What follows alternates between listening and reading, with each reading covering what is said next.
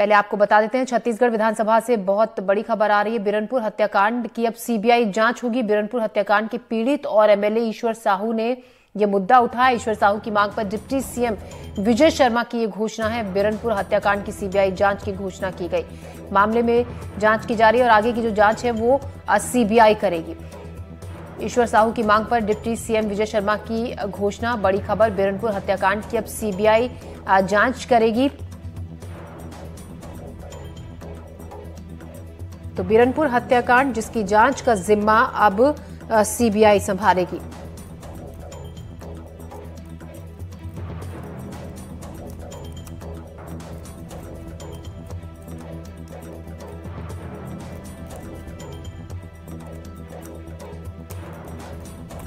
बिरनपुर हत्याकांड जिसका जिम्मा अब सीबीआई को सौंपा जाएगा।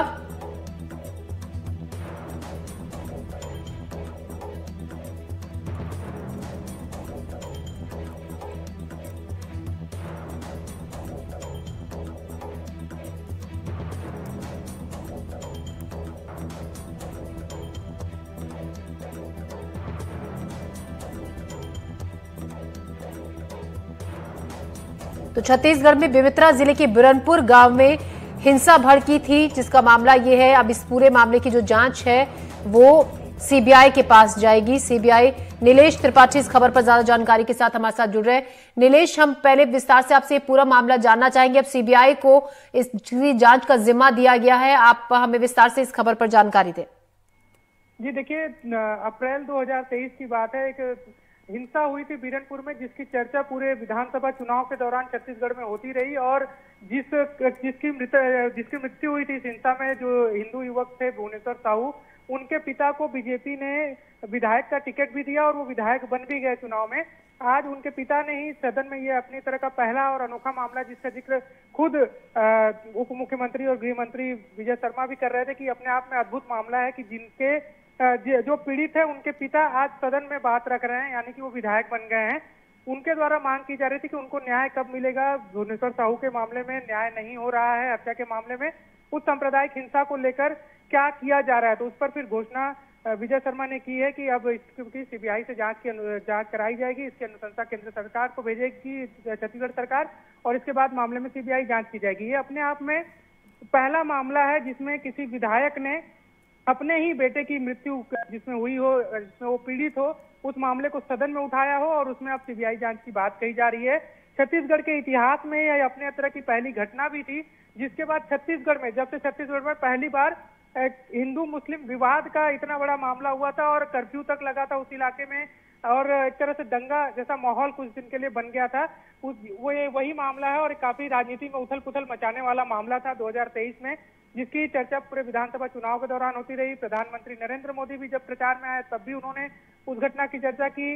गृह मंत्री अमित शाह ने चर्चा की और तमाम चुनाव में इसको मुद्दा बनाया गया था और इस बात को लेकर अब जो है सीबीआई जांच की अनुशंसा की गई है। हालांकि इसमें एक चीज और बता दें कि पूर्व मुख्यमंत्री जो तत्कालीन मुख्यमंत्री थे भूपेश बघेल, उनका भी बयान इस मामले में आया है और उनका कहना है कि सीबीआई जांच कराने की बात कहकर ये बड़ा दुखद है कि जब पीड़ित के पिता को सदन में लाना पड़ा इस बात को ध्यानाकर्षण में, उसके बाद ये घोषणा की गई। जबकि छत्तीसगढ़ सरकार को, जबकि जिसमें 2023 के विधानसभा में जो इसने इसको मुद्दा बनाया था बीजेपी ने, सरकार बनने के बाद पहली कैबिनेट में इसका निर्णय हो जाना था। दूसरा, भूपेश बघेल ने एक और बड़ी बात कही है कि क्या छत्तीसगढ़ सरकार को, उप मुख्यमंत्री जो है उन्हीं के पास गृह विभाग भी है, उनको अपनी पुलिस पर भरोसा नहीं है क्योंकि सरकार भी उन्हीं की है और जांच की बात भी वही कह रहे हैं।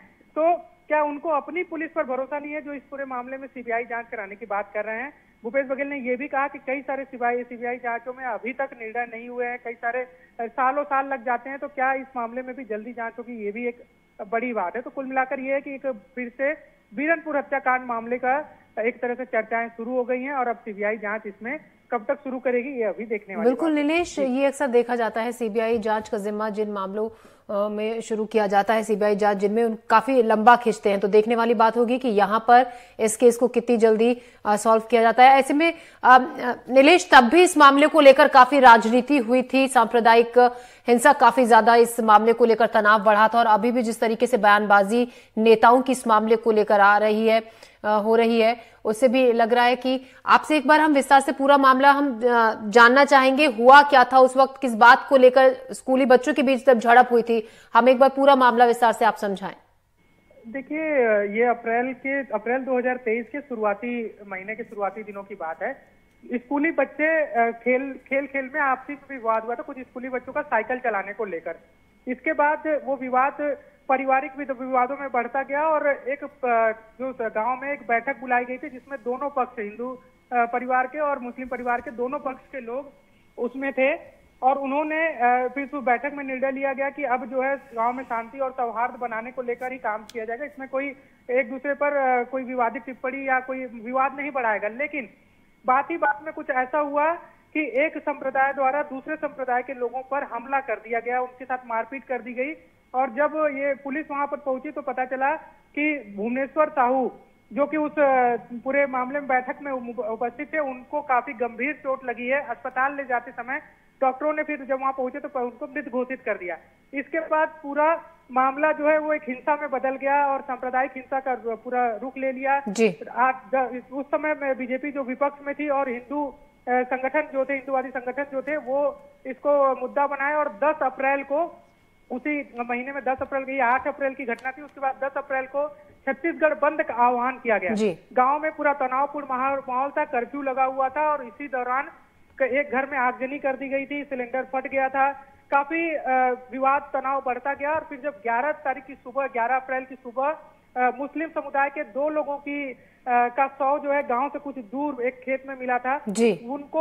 और इसके बाद जब गिरफ्तारियां शुरू हुई तो दोनों ही पक्षों से अलग अलग लोगों की गिरफ्तारियां हुई थी। लेकिन ईश्वर साहू, जो उस समय भुवनेश्वर साहू के पिता हैं, जो अभी वर्तमान में विधायक भी हैं बीजेपी से, उनका बार बार आरोप तब से लेकर अब तक यही रहा है कि इस मामले में जो कार्रवाई होनी चाहिए थी वो नहीं हुई। उनके बेटे की हत्या हुई और उसमें न्याय उनको अभी तक नहीं मिल पाया। लेकिन एक दूसरा पक्ष ये भी है इस मामले में कि जो 2 मुस्लिम परिवार के लोग जो मारे गए थे, 2 पिता पुत्र जो मारे गए थे, उनको लेकर कोई गंभीर निर्णय अब तक किसी भी सरकार पे, चाहे वो पिछली सरकार की बात हो चाहे वर्तमान सरकार की बात हो, आज भी जब सदन में इस मुद्दे पर चर्चा हो रही थी तो पूर्व मंत्री और विधायक अजय चंद्राकर ने इस मामले को उठाया कि जो 2 मुस्लिम परिवार के जो लोग मारे गए थे उनमें क्या षड्यंत्र पूर्वक मारे गए थे या हिंसा की प्रतिक्रिया के रूप में मारे गए थे, उसकी भी जांच होनी चाहिए। लेकिन उसको भी सीबीआई जांच के दायरे में लाया जाए, लेकिन उस पर कोई स्पष्टता अभी तक नहीं आई है। जी नीलेश, शुक्रिया आपका तमाम जानकारी के लिए, हमें समझाने के लिए पूरा मामला विस्तार से, शुक्रिया आपका। तो अब सीबीआई जांच इस पूरे मामले में होगी, देखने वाली बात होगी कब तक इस पूरे मामले को सीबीआई जांच इसको पूरे तरीके से सॉल्व कर पाएगी।